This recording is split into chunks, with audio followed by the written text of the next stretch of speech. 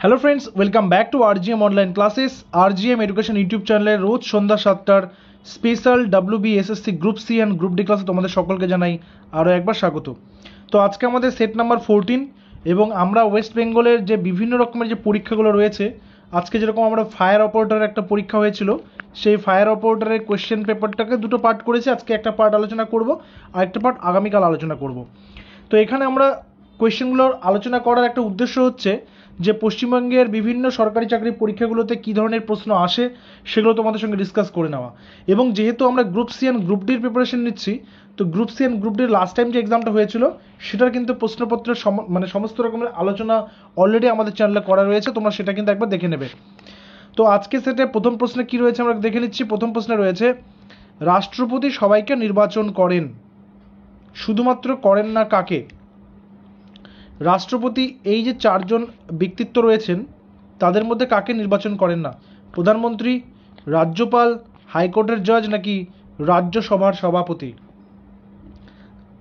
সঠিক উত্তর হবে অপশন নাম্বার ডি, রাজ্যসভার সভাপতি। আচ্ছা, রাজ্যসভার সভাপতি কে থাকেন? রাজ্যসভার সভাপতি থাকেন তৎকালীন উপরাষ্ট্রপতি, আর লোকসভার সভাপতি থাকেন স্পিকার। ঠিক আছে। আচ্ছা, আরেকটা কথা বলে রাখি, রাজ্যসভাতে যে সমস্ত মেম্বাররা থাকেন তাদের মেয়াদ হচ্ছে 6 বছর, বাকি লোকসভাতে মেয়াদ রয়েছে 5 বছর।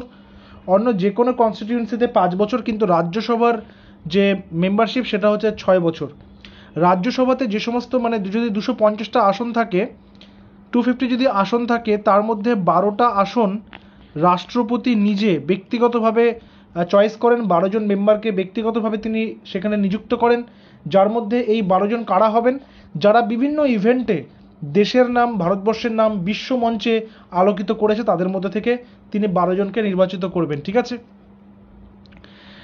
এক্ষেত্রে একটা কথা বলে রাখি, বর্তমান উপরাষ্ট্রপতির নাম কি সেটা হচ্ছে তোমাদের জন্য হোমওয়ার্ক থাকলো, যেহেতু উপরাষ্ট্রপতি নিয়ে আমাদের অ্যান্সারটা রয়েছে। Next question, Rowlatt act. Rowlatt act কত খ্রিস্টাব্দে প্রতিষ্ঠিত হয়েছিল? আমরা ফায়ার অপারেটর 2018 সালের প্রশ্নপত্র ডিসকাস করছি। ঠিক আছে।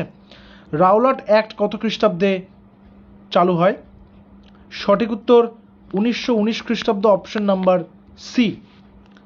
লর্ড চেমসফোর্ডের আমলে এই আইনটা এসেছিল এবং এই আইনে বিনা বিচারে স্বাধীনতা সংগ্রামীদেরকে আটক করা হচ্ছিল, তাদের বিরুদ্ধে মামলা করা হচ্ছিল।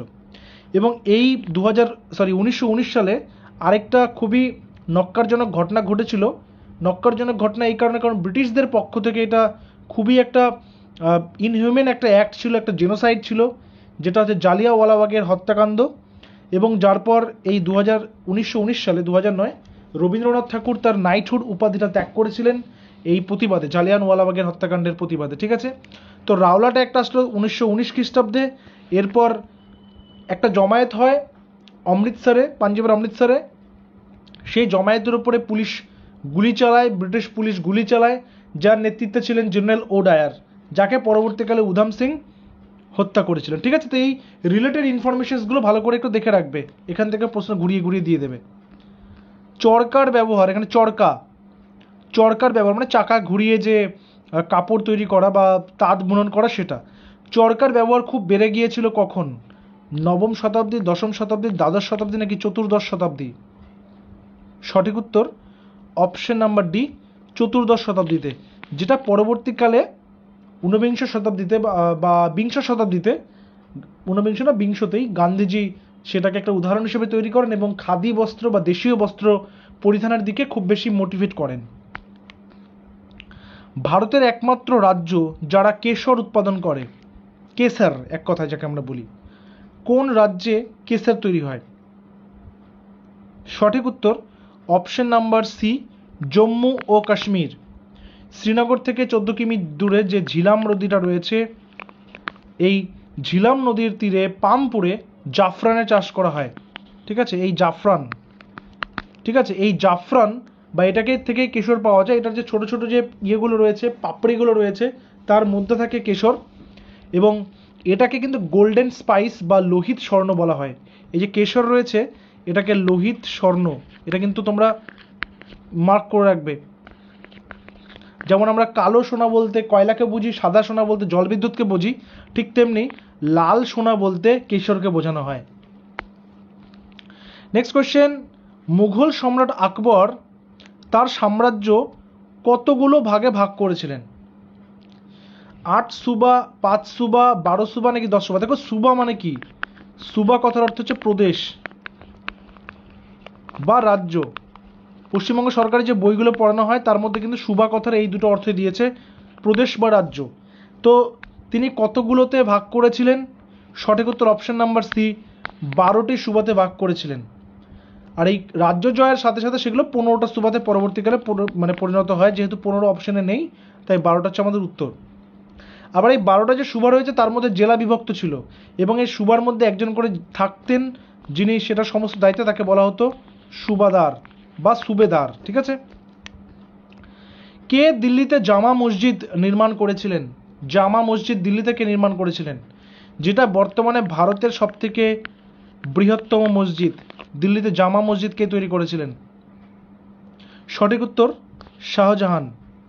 এখানে প্রত্যেক যে মুঘল সম্রাটদের নাম তোমরা দেখতে পাচ্ছ, প্রত্যেকের একটা করে কিন্তু নাম রয়েছে। এই যে নামগুলো এগুলো হচ্ছে তাদের উপাধি। এখান থেকে প্রশ্ন আসে, আকবরের আসল নাম কি ছিল? জালালউদ্দিন মোহাম্মদ। জাহাঙ্গীরের আসল নাম কি ছিল? সেলিম। শাহজাহানের আসল নাম কি ছিল? খুররম। আর ঔরঙ্গজেবের আসল নাম কি ছিল? আলমগীর। ঠিক আছে, এবং প্রত্যেকের কিন্তু একটা করে উপাধি নিয়ে তারা সিংহাসনে বসেছিলেন। নেক্সট কোয়েশ্চেন নাম্বার 7, রামায়ণ অনুযায়ী ভরতের স্ত্রীকে? রামায়ণ অনুযায়ী যে 4জন ভ্রাতা বা 4জন ভাইয়ের কথা বলা হয়েছে রাজা দশরথের, তাই তো? রাম, লক্ষণ, ভরত এবং শত্রুঘ্ন। এই ভরতের স্ত্রীকে? সীতা, মান্ডবী, উর্মিলা, সুতকার্ট। একটা কথা বলে রাখি, ক্লাস 5 থেকে শুরু করে ক্লাস 10 পর্যন্ত ভারতের তো আছে, পশ্চিমবঙ্গ সরকারের যে আন্ডারটেকিং স্কুলগুলো রয়েছে, গভর্নমেন্ট এডেড স্কুলগুলো রয়েছে, সেখানে যেই বইগুলো পড়ানো হয় সেখান থেকেই প্রশ্ন হুবহু আসে। এটা বারংবার দেখেছি, বারংবার। ঠিক আছে, তো এখানে সঠিক উত্তর হবে option number B, Mandavi. Next, Mahabharata অনুযায়ী অভিমন্যুর মাকে? দেখো অভিমন্যুটাকে, মহাভারত অনুযায়ী অভিমন্যুর মা, দেখো অভিমন্যু হচ্ছেন অর্জুনের পুত্র, তাই তো? অর্জুনের পুত্র। আমরা ইতিহাস যখন পড়বো ক্লাস 6-এর বইতে, সেখানে 10 রাজার যুদ্ধটাও কিন্তু আছে, যেখানে রাজা ভরত জয়লাভ করছেন, সেই 10 রাজার যুদ্ধ। তো এবারে বলেছে মহাভারত, যেখানে দিল্লিকে বলা হতো ইন্দ্রপ্রস্থ, এই প্রশ্নটা আসে কিন্তু। ঠিক আছে, তো মহাভারত অনুযায়ী অভিমন্যুর মা হচ্ছেন সুভদ্রা এবং অভিমন্যুর পিতা ছিলেন অর্জুন, সেটা তো বললামই। নেক্সট বলেছে কত্থক একটা ধ্রুপদী নৃত্য। কত্থক রয়েছে, ভারতনাট্যম রয়েছে, তাই তো? কুচিপুড়ি রয়েছে, মণিপুরি রয়েছে। এই কত্থক ধ্রুপদী নৃত্য কোন রাজ্যের? উত্তর ভারত, তামিলনাড়ু, মণিপুর, কেরল। সঠিক উত্তর অপশন নাম্বারে, কত্থক হচ্ছে উত্তর ভারতের একটি নৃত্যশৈলী, যা বর্তমানে উত্তরপ্রদেশে খুব প্রচলিত রয়েছে। উত্তরপ্রদেশ এমন নয় যে ভারতের অন্যান্য জায়গাতে এটা প্রদর্শন হয় না, হয়, বাট এটার অরিজিনটা বলতে চেয়েছে। যেমন মণিপুরের অরিজিন, ঠিক অরিজিনটা বলতে চেয়েছে। এই প্রশ্নগুলো আলোচনা করার মাধ্যমে তোমরা একটা জিনিস কিন্তু বোঝার চেষ্টা করবে যে কোন টপিকগুলো থেকে ভালো করে পড়তে হবে এবং কোন টপিকগুলো কিন্তু প্রশ্ন আসছে। সাধারণ ইলেকট্রিক বাল্বের মধ্যে কোন গ্যাস ভরা থাকে? Electric bulb nitrogen, hydrogen, carbon dioxide নাকি অক্সিজেন? সঠিক উত্তর অপশন নাম্বারে নাইট্রোজেন। বৈদ্যুতিক বাল্বে বায়ু শূন্য না করে বর্তমানে নিষ্ক্রিয় গ্যাস বা নাইট্রোজেন ভর্তি করা হয়। এই নাইট্রোজেন ভর্তি রাখলে ফিলামেন্ট যে রয়েছে, তারটা হচ্ছে ফিলামেন্ট থাকে, ঠিক আছে, যেটা দেখবে উজ্জ্বল হয়ে থাকে ভেতরে যে তারটা, সেই ফিলামেন্টের বাষ্পীভবন কম হয়, ফলে বাল্বের মধ্যে আলো উজ্জ্বল হয়ে ওঠে। এবং এই গ্যাসটা যখন বেরিয়ে যায় ধীরে ধীরে, নাইট্রোজেন গ্যাসটা যখন ধীরে ধীরে বেরিয়ে যায়, তখন সেখানে কিন্তু আলোটা কমতে থাকে। পরের নম্বরে যাওয়ার আগে তোমাদের প্রত্যেককে জানিয়ে রাখি, আমাদের প্রথম ব্যাচটা তো ফুল হয়ে গেছে, সেখানে ক্লাস প্রায় 1 মাসের উপরে চলছে। তো আমাদের নতুন ব্যাচ আসছে SSC group C and group ডির, যেটা ক্লাস শুরু হবে আগামী 1 সেপ্টেম্বর থেকে। এখানে আমরা জিকে প্রত্যেকটা টপিক ধরে ধরে, হিস্ট্রি টপিক অনুযায়ী, জিওগ্রাফি টপিক অনুযায়ী, পলিটি এবং যে স্ট্যাটিক জিকে রয়েছে সেগুলোর ক্লাস চলছে। গণিতের সেটা অ্যাডভান্স লেভেল গণিত এবং তার পাশাপাশি বেসিক টপিক ধরে ধরে ক্লাস চলছে। আলাদা আলাদা স্যার রয়েছেন, তারা ক্লাস করাচ্ছেন। কারেন্ট অ্যাফেয়ার্স বছর অনুযায়ী, ইয়ার অনুযায়ী কারেন্ট অ্যাফেয়ার্স এবং ইংলিশ প্রত্যেকটা সাবজেক্টের ডিটেলসের ক্লাস কিন্তু সেখানে করানো হবে। তোমরা কিন্তু সেখানে অবশ্যই যুক্ত হতে পারো। তার জন্য আমাদের অফিসিয়াল হোয়াটসঅ্যাপ নম্বর 9564345236 হোয়াটসঅ্যাপ করবে। SSC group C and group D থেকে 1 তারিখ থেকে আমাদের ক্লাস কিন্তু শুরু হবে। 100 সিটস রয়েছে, 100টা সিট হয়ে গেলে আমরা কিন্তু এই ব্যাচে অ্যাডমিশন নিতে পারবো না। তাই যারা যারা ভাবছো ভর্তি হতে চাও তারা এই ক্লাসের শেষে আমাদের অফিসিয়াল হোয়াটসঅ্যাপ নাম্বারে যোগাযোগ করে তোমরা অ্যাডমিশন নিয়ে নিজেদের সিটটা বুক করে নেবে। ফিজ অনলি 899। এটা এক্সাম পর্যন্ত, যেখানে সমস্ত ক্লাসের নোটস, তার পাশাপাশি মক টেস্ট। এখানে আরেকটা কথা বলে রাখি, 30টা ওএমআর সেটের ফুল লেন্থ মক টেস্টও কিন্তু এই কোর্সে তোমরা পেয়ে যাবে, অর্থাৎ পরীক্ষার আগে সম্পূর্ণ প্রস্তুতি তোমাদেরকে করিয়ে দেওয়া হবে। তো দেরি না করে তোমরা কিন্তু যোগাযোগ করে নেবে। নেক্সট কোশ্চেনে চলে আসি, কে প্রথম ভারতীয় যে অলিম্পিকে নিজস্ব মেডেল জেতেন, মানে ইন্ডিভিজুয়াল ইভেন্টে মেডেল জিতেছেন কে? মিলখা সিং, পিটি উষা, কর্নেল মালেশ্বরী নাকি কে ডি যাদব? সঠিক উত্তর option number D, K D Yadav. 1952, সময়টা ছিল 1952। 1952 সালে হেলসিঙ্কি বা ফিনল্যান্ডে অলিম্পিকে তিনি 57 কেজি ক্যাটাগরিতে বা 57 কেজি ক্যাটাগরির যে ফ্রি স্টাইল কুস্তি, সেখানে ভারতের হয়ে প্রথম ব্রোঞ্জ জিতেছেন। তোমরা যদি ইউটিউবে সার্চ করো তোমরা কিন্তু সেটা পেয়ে যাবে, ঠিক আছে? সেটা কিন্তু পেয়ে যাবে ইউটিউবে দেখবে যখন তাদের প্রাইজ ডিস্ট্রিবিউশনটা হচ্ছে, ভিক্টরি স্ট্যান্ডে যখন যে ফার্স্ট প্রাইজটা জিতেছিল, সে মেডেলটা নেওয়ার পর আমাদের ভারতীয় রেসলার কে ডি যাদবের সঙ্গে তিনি হ্যান্ডশেক করেছিলেন। তো দেখবে সেটা প্রত্যেকেই দেখলে মনে থাকবে, ভিডিওসগুলো দেখলে মনে থাকবে। নেক্সট আসবো, কাকে ইংরাজি কবিতার জনক বলা হয়? ইংলিশ পোয়েট্রি বা ফাদার অফ ইংলিশ পোয়েট্রি কাকে বলা হয়? মিল্টন, ওয়ার্ডসওয়ার্থ, জোফ্রে চসার নাকি চার্লস ডিকেন্স? সঠিক উত্তর option number C, Geoffrey Chaucer. তার জীবনে তো অনেক কাজ রয়েছে, কিন্তু তার মধ্যে ক্যান্টারবেরি টেলস, আমি এখানে পাশে লিখছি, ক্যান্টারবেরি টেলস তার হচ্ছে অন্যতম, যেটা আনফিনিশড। তিনি 1400 সালে তিনি মারা যান, সেটা আনফিনিশড রেখে, সেটা ইনকমপ্লিট রেখে তিনি কিন্তু মারা যান, যেখানে খুব অত্যাধিক ভার্সাটাইলিটি তিনি প্রদর্শন করেছেন তার সেই লেখার মধ্যে ক্যান্টারবেরি টেলসে। 1942 সালে আ লাভ স্টোরি সিনেমাটি পরিচালক কে ছিলেন? 1942 লাভ স্টোরি, এটার পরিচালক কে ছিলেন? সিনেমার জগৎ থেকে প্রশ্ন আসবে, ফিল্মফেয়ার অ্যাওয়ার্ড থেকে প্রশ্ন আসবে, অস্কার থেকে প্রশ্ন আসবে, এই জায়গাগুলো থেকে প্রশ্ন আসবে। মহেশ ভট্ট, বিধু বিনোদ চোপড়া, ইয়াশ চোপড়া নাকি কেতন মেহতা? কারেক্ট অ্যান্সার কি হবে? কারেক্ট অ্যান্সার হবে Vidhu Vinod Chopra, option number B. 1994-এ প্রথম মুক্তি পায় এই সিনেমা, যেখানে অনিল কাপুর, মনীষা কৈরালা এবং এই ছবিতে অভিনয় করেছিলেন। মাই এক্সপিরিয়েন্স উইথ ট্রুথ বইটির রচয়িতা কে? বই ও লেখক, এই টপিকের উপরও ক্লাস রয়েছে আমাদের ব্যাচে। বই ও লেখক Mahatma Gandhi, Michael Anderson, Winston Churchill, James Morris. সঠিক উত্তর কি হবে? সঠিক উত্তর হবে অপশন নাম্বারে মহাত্মা গান্ধী। এটি গান্ধীজির আত্মজীবনী বলা যায় কি আত্মজীবনী। এটি নবজীবন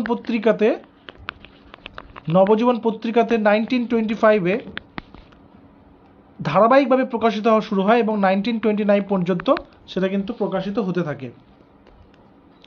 নেক্সট আসবো, গরম পানি স্যাংচুয়ারি কোথায় রয়েছে? স্যাংচুয়ারি মানে কি, বিভিন্ন রকমের যে মনে করে বলতে পারো যে পক্ষী নিবাস, বা তার পাশাপাশি রয়েছে যে বিভিন্ন অরণ্য বা বিভিন্ন প্রাণীদের সংরক্ষণের যে জায়গা, সেটা। এই গরম পানি স্যাংচুয়ারি কোথায় অবস্থিত? গ্যাংটক সিকিম, কোহিমা নাগাল্যান্ড, দিপু আসাম নাকি জুনাগড় গুজরাট? সঠিক উত্তর অপশন নাম্বার সি, দিপু অসমে। নেক্সট, গোল্ডেন টেম্পল অমৃতসর হলো ভারতের ড্যাশ সবথেকে বড় গুরুদুয়ার, সবথেকে পুরনো গুরুদুয়ার? এ এবং বি উভয়ই, ওপরের কোনোটি নয়। গোল্ডেন টেম্পল সঠিক উত্তর কি হবে? সঠিক উত্তর হবে এটি সবথেকে বড়, সবথেকে পুরনো নয়, কিন্তু সবথেকে বড় গুরুদুয়ারা। আচ্ছা, গুরুদুয়ারা থেকে একটা কথা তোমাদেরকে বলে রাখি, এখান থেকে এটা কিন্তু যে ভক্তি মুভমেন্ট যে ভক্তি আন্দোলন ছিল সেই ভক্তি আন্দোলনের একটা পার্ট, যেখান থেকে পড়তে হবে কবির, রামানন্দ, গুরু গ্রন্থ সাহিবের সেই বক্তা বা রচয়িতা বলা যেতে পারে, গুরু নানক, গৌতম বুদ্ধ, মহাবীর জৈন, এদের সম্পর্কে কিন্তু পড়তে হবে। ডুরান্ড কাপ, দেখো ডুরান্ড কাপ নিয়ে প্রচুর কোয়েশ্চেন আসছে। ডুরান্ড কাপ এর আগেও দুটো পরীক্ষাতে দেখেছে এসছে। ডুরান্ড কাপের আপডেটটা নিয়ে নেবে, রিসেন্টলি ডুরান্ড কাপ হয়েছে কিন্তু, এবং এবারও কিন্তু ওই নর্থ ইস্ট জিতেছে কিন্তু, ঠিক আছে, north east FC. Durand cup এই খেলার সঙ্গে যুক্ত, কি খেলার সঙ্গে যুক্ত ডুরান্ড কাপ? ফুটবল খেলার সঙ্গে যুক্ত, অপশন নাম্বার বি। ভারতের তথা মানে এশিয়ার সবথেকে প্রাচীন এটা একটা প্রতিযোগিতা, এবং 1888 খ্রিস্টাব্দে এটা প্রথম সিমলাতে হয়েছিল, যেটা বর্তমানে এশিয়ার সবথেকে পুরনো কাপ ফুটবলে। হিমালয়ান মাউন্টেনিয়ারিং ইনস্টিটিউট কোথায় অবস্থিত? Himalayan mountaineering institute Dispur, Mormugao, Dehradun নাকি দার্জিলিং? হিমালয়ান মাউন্টেনিয়ারিং ইনস্টিটিউট, সঠিক উত্তর option number D, Darjeeling. Amjad Ali Khan, এই যে এই কোশ্চেনগুলো, মানে কে কোন বাদ্যযন্ত্রের সঙ্গে যুক্ত, কে কোন ঘরানার সঙ্গে যুক্ত, ঠিক আছে? গুলাম আলী খাঁ, আমজাদ আলী খাঁ, এবং যদি যেই বছর পরীক্ষা হচ্ছে সেই বছর যদি কেউ প্রয়াণ হয়ে থাকেন বা নতুন করে কেউ কোনো পুরস্কার পেয়ে থাকেন, তাহলে সেটা আরও অনেক বেশি হট কমন হয়ে যায়, ঠিক আছে? এই আমজাদ আলী খান কোন যন্ত্রসঙ্গীতের সঙ্গে সংযুক্ত ছিলেন? সঠিক উত্তর sarod, option number A. Next question তোমাদের জন্য রয়েছে, এটা আজকে সেটা শেষ প্রশ্ন। এই পার্টে 40টা ছিল জিকের কোয়েশ্চেন, আজকে 20টা করেছে, আগামীকাল 20টা করে নেব। সূর্য মন্দির কোথায় রয়েছে? সূর্য মন্দির কোথায় রয়েছে? কোণার্ক, ব্যাঙ্গালোর, হরিদ্বার নাকি কেরালা? আউট অফ 20 তোমাদের স্কোর কত হলো অবশ্যই জানাবে, এবং যারা যারা আমাদের ব্যাচে জয়েন হতে চাইছো তারা তারা আমাদের অফিসিয়াল হোয়াটসঅ্যাপ নম্বর 9564345236 তোমরা যোগাযোগ করবে এসএসসি গ্রুপ সি ডি লিখে, কারণ ব্যাচে 100 সিটস রয়েছে, 100 সিট ফিল আপ হয়ে গেলে আর কিন্তু অ্যাডমিশন নেওয়া হবে না, তাই সরাসরি তোমরা যোগাযোগ করে নিজের সিটটা বুক করে নেবে, ঠিক আছে? দেখা হচ্ছে আবার পরবর্তী ক্লাসে, কিছুক্ষণ পরে 8টা থেকে আবার আপার প্রাইমারি ক্লাস রয়েছে এখানেই। Till then stay connected with RGM education YouTube channel. Thank you very much.